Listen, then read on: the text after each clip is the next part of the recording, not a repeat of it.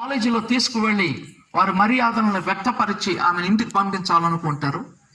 కార్యక్రమాన్ని నడిపించమంటే తాను నేను నడిపించనంటాడు.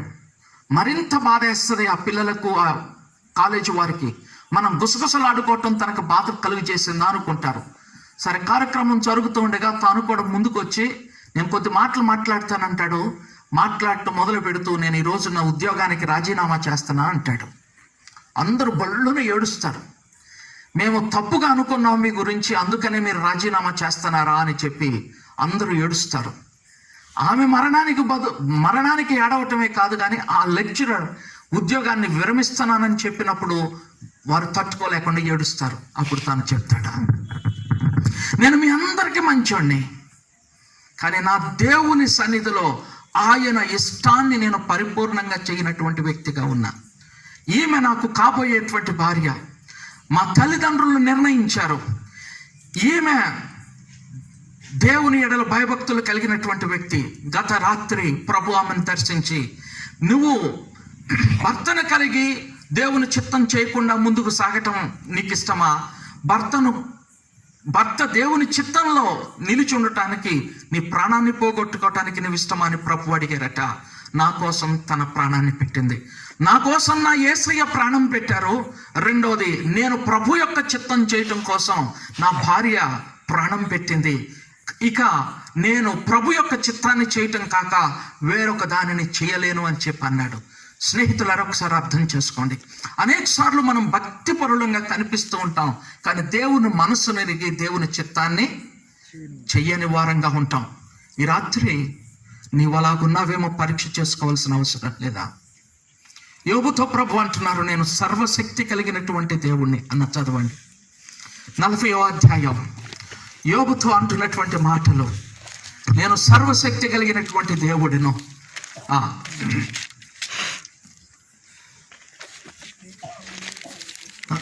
ఆక్షేపణలు చేయజూచువాడు సర్వశక్తులకు దేవునితో వాదింపవచ్చునా? 6వ వచనం నుండి 40వ అధ్యాయం యోబు 7వ వచనం నుండి చదువుకుందాం. పౌరుషం తెచ్చుకొని నీ నడుము కట్టుకును. పౌరుషం తెచ్చుకొని నీ నడుము కట్టుకును. నేను నీకు ప్రశ్న వేసేదను, నువ్వు ప్రత్యుత్తరమేమో. నేను నీకు ప్రశ్న వేస్తాను, నాకు ప్రత్యుత్తరం ఇవ్వు. నీవు నా న్యాయమును బొత్తిగా కొట్టివేసేదవా? నువ్వు నా న్యాయాన్ని కొట్టేస్తావా? నిర్దోషమని నీవు తీర్పు పొందుటకి నా మీద అపరాధం మోపుదువా? నువ్వు నిర్దోషమని నువ్వు తీర్పు పొందటం కోసం నన్ను అపరాధిని అంటావా? దేవుని కలిగి ఉన్న ప్రియమైనటువంటి వాళ్ళ దేవుడు అంటున్న మాటను ఒక్కసారి ఆలోచన చేద్దాం. యథార్థంగా ప్రవర్తిస్తున్నాను నేను అని అనుకుంటున్నావు, కానీ దేవుడు ఏదో నీకు మేలు చేయకపోతే, నువ్వు ఆశించినది నీకు ఇవ్వకపోతే దేవునిని ఆ సమయంలో స్తుతించగలుగుతూ ఉన్నావా?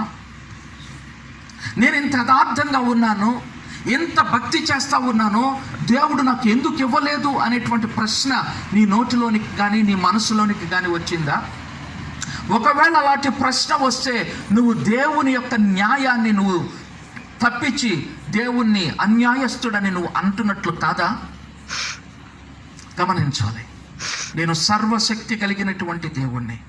I have every right to do anything.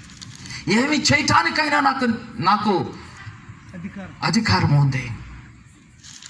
స్నేహితులారా, గమనించాలి.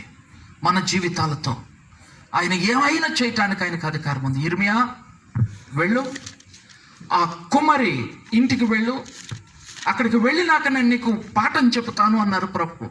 వెళ్ళాడు, సారి మీద మట్టి పెట్టి ఆ కుమ్మరి ఒక కుండని చేశాడు. ఆ కుండ విడిపోయింది. ఆ మట్టిని తీసుకొని ఇంకొక పాత్రని చేశాడు.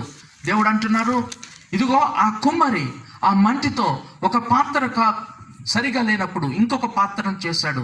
మీ విషయంలో అలా చేయటానికి నాకు అధికారం లేదా?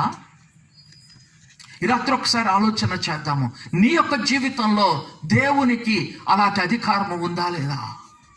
ఇశ్రాయేలులారా, ఈ కుమ్మరి మంటికి చేసినట్లు నేను మీకు చేయలేనా? ఈ కుమ్మరి మంటికి చేసినట్లు నేను మీకు చేయలేనా? జిగటమాను కుమ్మరి చేతిలో ఉన్నట్టుగా ఇశ్రాయేలు వారు మీరు నా చేతిలో ఉన్నారు. మీరు నా చేతిలో ఉన్నారని ప్రభు అన్నారు. కానీ ఈ రోజున మనం ఆయన చేతిలో ఉంటూ ఉన్నామా? ఎన్ని విషయాలలో మానవ నియమాల ప్రకారంగా మనం ముందుకు వెళుతున్నాం తప్పనిచ్చి దేవుని యొక్క చిత్తాన్ని గ్రహించి దేవుని యొక్క చిత్త ప్రకారంగా అడుగులు వేయడానికి ఇష్టపడుతున్నాం. అతడు మంచి లెక్చరర్గా పేరు తెచ్చుకున్నాడు, కానీ దేవుని దృష్టిలో అన్యాయస్తుడిగా ఉన్నాడు. దేవుడు ఆశించినటువంటి పనిని చేయకుండా తను యథార్థవంతుడిగా ఉన్న ప్రయోజనము లేనటువంటి పరిస్థితి కనిపిస్తోంది. ఈరోజు మనం ఎలాగున్నాము దేవుని సన్నిధిలో ఒక్కసారి ఆలోచించాలని మనం చేస్తున్నాం. ఈ మాటలు యోబుతో మాట్లాడుతుంటే యోబు గుండె పిండేస్తున్నట్లుగా అయిపోయింది. అవును ప్రభువా, ఎన్నిసార్లు నేను చేస్తున్నటువంటి భక్తి అనుకున్నాను, కానీ నువ్వు చెబుతున్నది ఏమిటంటే నిన్ను నమ్ముకోవటం అనేది నేను చెయ్యాలి. జాగ్రత్తగా మాట గమనించాలి.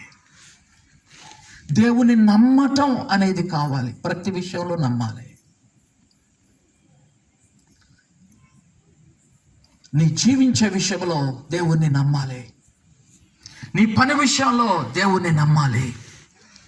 నీ ప్రయాస విషయంలో దేవుణ్ణి నమ్మాలి. అబ్రహాము యథార్థవంతుడన్న మాట కాదు ప్రాముఖ్యమైంది. అబ్రహాము దేవునిని నమ్మాను. ఎక్కడ నమ్మాడు?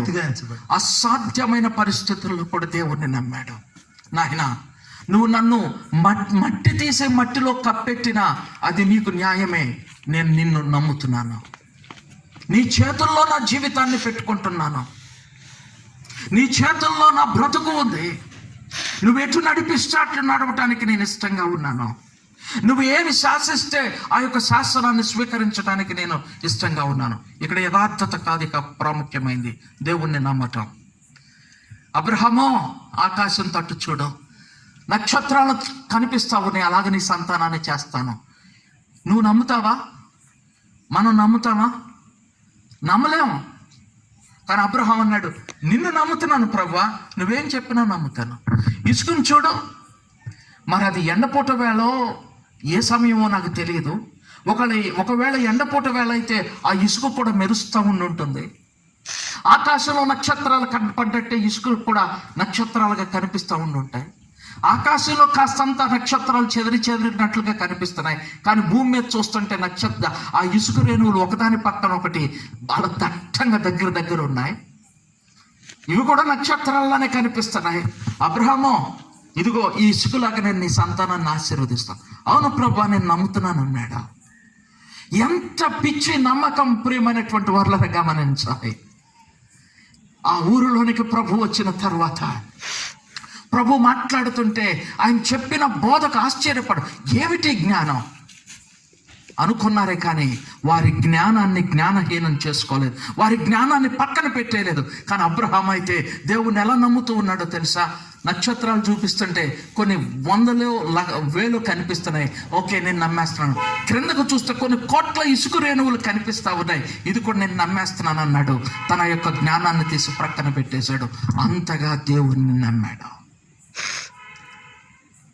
He believed him beyond his measure. స్నేహితులారా, ఆలోచన చేయాలని మనం చేస్తున్నాను.